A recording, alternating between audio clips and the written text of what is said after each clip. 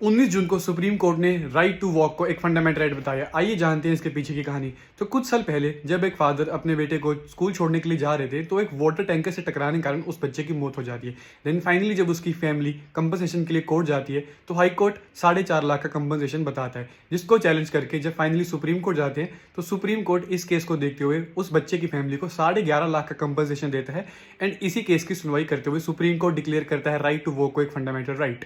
Supreme court ने इसे भारत के संविधान के आर्टिकल 19(1)(d जो कि हमें फंडामेंटल राइट देता है right to move freely in territory of India के साथ साथ article 19(1)(a freedom of speech and expression, sub clause b right to assemble peacefully and sub clause c right to form association and union के साथ साथ article 21 right to life के साथ भी associate किया।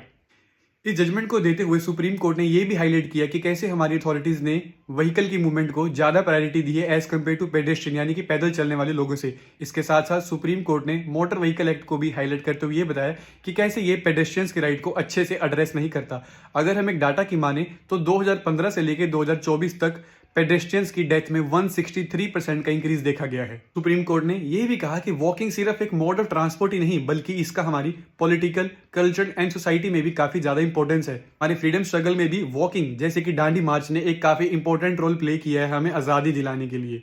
इसी के साथ साथ सुप्रीम कोर्ट ने रिस्पॉन्सिबल ठहराया urban local bodies, municipal corporation, municipal committee and panchayat जिनकी रिस्पॉन्सिबिलिटी बनती है सिटीजन को एक सेफ पाथवे चलने के लिए देने के लिए। एंड इसी फंडामेंटल राइट को अच्छे से इंप्लीमेंट करने के लिए सुप्रीम कोर्ट ने इस जजमेंट को ministry of road transport, ministry of panchayat and ministry of housing and urban affair को भी फॉरवर्ड किया है, जिसके चलते वो एक लीगल फ्रेमवर्क को बनाएं जिससे पेडेस्ट्रियंस अच्छे से इस देश के अंदर चल पाएंगे एंड अपने फंडामेंटल राइट का इस्तेमाल कर पाएंगे। सुप्रीम कोर्ट ने सिटीजन्स को ये भी इंपावर करते हुए कहा कि अगर उन्हें राइट टू मूव फ्रीली का अधिकार अच्छे से नहीं दिया जाएगा तो वो किसी भी कोर्ट में लीगल या कॉन्स्टिट्यूशनल रेमेडीज का यूज करके उसके खिलाफ अपनी आवाज उठा सकती हैं।